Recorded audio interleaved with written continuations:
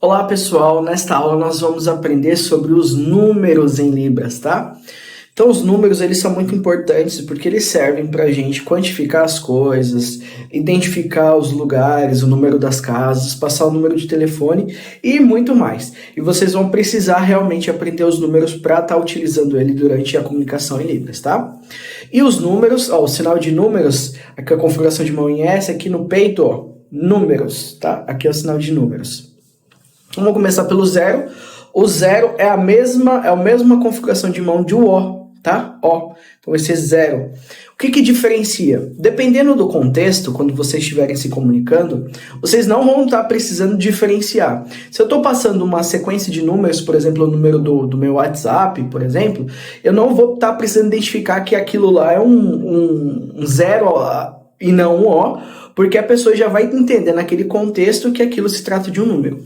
Mas em situações em que eu preciso deixar claro, especificar que aquele sinal se trata de um número e não de uma letra, porque nós vamos aprender que alguns números são parecidos com algumas letras, então nesses contextos que eu preciso diferenciar, antes de fazer o número, eu faço esse sinal aqui de número, para diferenciar que ali é um número e não uma letra, tá bom? Não é sempre que vai precisar, mas quando você precisar diferenciar, vai fazer o sinal de número, como se fosse a teclinha do seu computador, sabe? Quando você vai apertar o Caps Lock ou Shift para ficar com a letra maiúscula. Então toda vez que você for ativar para ser um número, você vai colocar também aqui, ó, número 0, certo? Dependendo do contexto, se eu não fizer, vai ser o O. Mas se eu ativar aqui, ó, número 0, aí você sabe que isso aqui é um 0, tá bom? Mas, como eu disse, não é sempre que você vai precisar estar fazendo essa diferenciação. Isso aqui é um classificador. Eu estou classificando que esse sinal que eu estou executando vai ser um número, certo?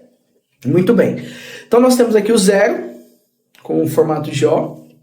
Número 1, certo? Polegar aqui, ó, número 1. Número 2.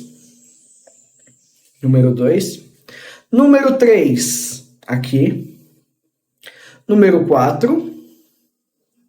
Número 5, que é o mesmo do sinal do V, só que com os dois dedos encurvados para baixo. Número 5, sendo dois ganchinhos. Número 6, eu vou fazer o formato do 6.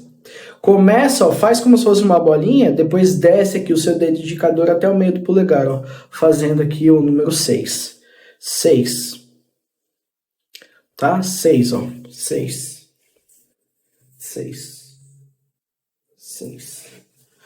7, aqui é o 7, também faz o formato do número 7, 7, 8, mesma configuração de mão do S, certo? Então, dependendo do contexto, se você tiver que diferenciar, ativa aqui o número 8, tá? Dependendo do contexto, 8, o 9 é o contrário do 6, né? O 6 é para baixo, o 9 é para cima.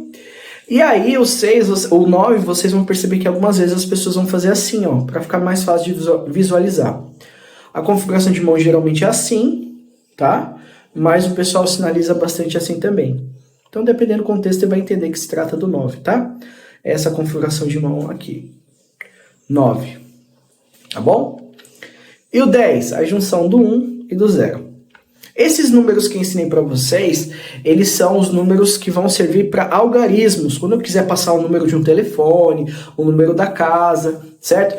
Quando eu quiser falar de quantidade, por exemplo, em vez de falar o número 1, eu quero falar uma casa, 2 filhas, 3 irmãs, referenciando-se a quantidade. Então, os números quantitativos, eles são um pouquinho diferentes, até o número 4. Nos algarismos, a gente aprendeu o que é 1, 2, 3 e 4, certo? Agora, quando for quantitativos, não o algarismo em si, vai ser aqui, ó. 1, 2, 3 e 4, certo? A partir do 5 é igual de novo. Então, lembre-se, quando eu estiver falando do algarismo, número 1, o número 2, número 3 e número 4, é assim, certo? 1, 2, 3, 4. Quando eu estiver falando de quantidades, vai ser 1, 2, 3, 4. E a partir do 5, ambos são iguais, tá? 5, 6, 7, 8, 9, ou 9 e 10. E assim por diante.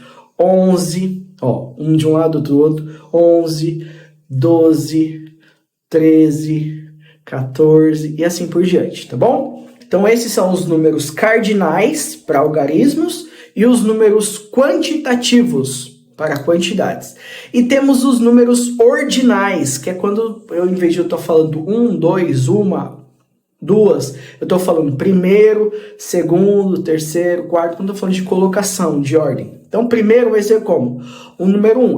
O que diferencia os números cardinais dos números ordinais é apenas que os ordinais eles possuem movimento. Então, parado é 1. Agora, se eu faço movimento de braço para cima, assim, ó, primeiro, segundo, certo? Parado é 2. Com movimento é segundo. Terceiro, parado, 3. Com movimento, terceiro. Quarto, certo? Parado, 4. Com movimento, quarto. Do 5 para frente, o movimento não é de baixo para cima, é de um lado para o outro, de direita para esquerda. E assim indo e voltando. Então, quinto, ó. Quinto. Parado, 5. Com movimento, quinto. Sexto. Certo? Parado, 6. Com movimento, sexto. Sétimo. Sétimo. Parado, 7. Com movimento, sétimo. Oitavo. Parado, 8. Com movimento, oitavo. Nono. Ou nono. Certo? Parado, 9. Com movimento, nono. A partir do 10º não possui movimento, tá? 10º, 11º, aí volta ao normal, tá? Só nos primeiros que tem essa diferenciação de ter o movimento nos números cardinais. Certinho?